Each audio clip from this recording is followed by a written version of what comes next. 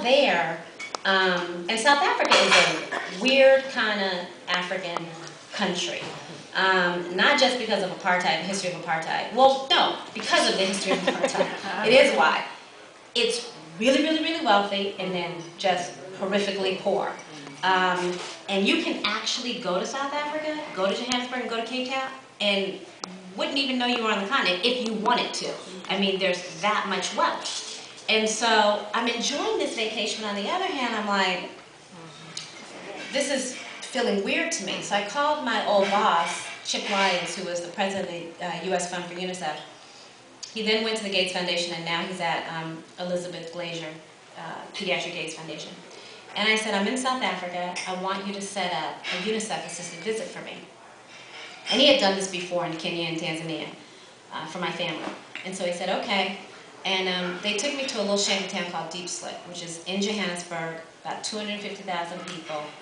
Everybody there lives on less than $1 a day. The area, like all of sub-Saharan Africa, has been devastated by HIV/AIDS. 1 in 5 people in South Africa has AIDS. The huge population of AIDS orphans, OVCs, who take heads of their own households and granny-led households, because my generation is just gone. Live in shacks, no electricity, no running water. And we are taken through these shanties, and we go into each individual shack. In one shack, it was really, really hot, tiny one-bedroom shack, one-room shack, and Lola asked if she could go sit outside the shack, and I said, sure. When I came out, she was playing with 2 little South African girls in the dirt with a rock, and they were drawing. And I said, come on, Lola, it's time to go. We're going to go visit somebody else. And she said, I don't want to go. And I said, why? She said, I'm having so much fun. I said, what are you doing? She said, what do you think I'm doing? I'm playing in the dirt with the rock. It was like such an aha moment for me, for just the universal ability for children to get to know each other through play, and why play is so important, and why every child's basic human right has to include the right to play. But also about what you think your kids need in terms of their toys. You know, it's like when you give them the Christmas gift and they don't play with the gift, they play with the box. It kind of reminded me of that. So we did visit another grandmother, and as we were leaving, the grandmother said to me, what are you going to do? And I said, what do you mean, what am I going to do? She said, what are you going to do? And I said, excuse me? She said, I'm so sick of people traipsing through here, staring at us, and leaving and not doing anything. And I must admit, I was taken aback. And I said, well, what do you want me to do? She said, we need to make money. We need to be able to send our grandkids to school so that they can have a better life. There is no public education in South Africa, like there is no public education on the continent. And I said, okay. I said, I'll come back and I'll find out what I can do. And she goes, psh, you know, yeah, right. I said, no, I'll come back. Psh, yeah, right.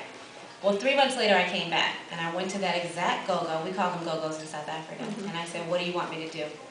And I've been running programs in South Africa since then, for the last 3 years. And I now go to South Africa every 3 to 4, 5 months at the most. I'll be going in May and again in August.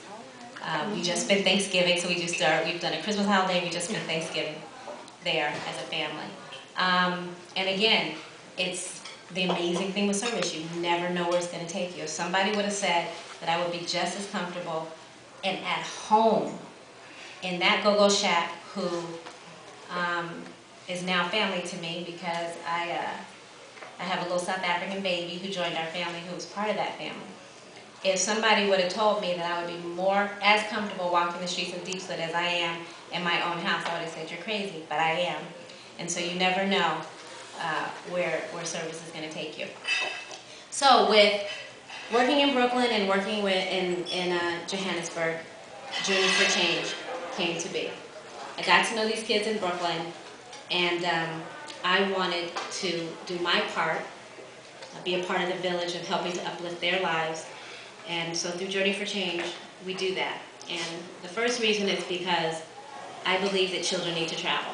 I think that travel opens up your life. You stop thinking that you're just a citizen of your neighborhood, and you start to understand that you're a citizen of this global world. And when you can think and understand that you're a citizen of the global world, you start to dream bigger dreams. And it's only through dreaming bigger dreams that you can achieve those dreams. So first and foremost is travel. Why South Africa? So that they can serve. So that they can serve those less fortunate than themselves. Putting these kids who are all on the receiving end of aid on the giving end of service.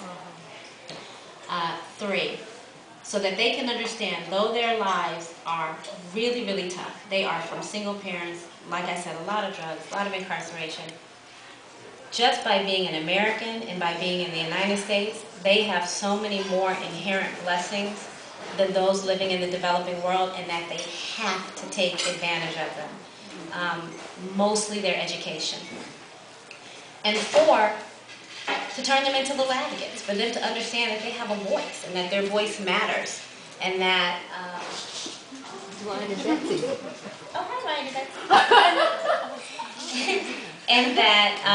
and that they have to use that voice for things that they care about in their own community and also in the global world.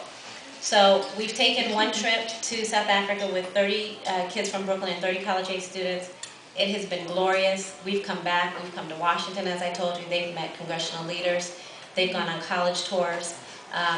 We just came back with 5 of them from Ghana, where we traveled to Catakrachi so that they could meet child slaves, so they could come back and advocate for the eradication of child slavery. And we are taking 30 more kids on August 18th to September 3rd for Journey for Change 2. And it has absolutely been extraordinary.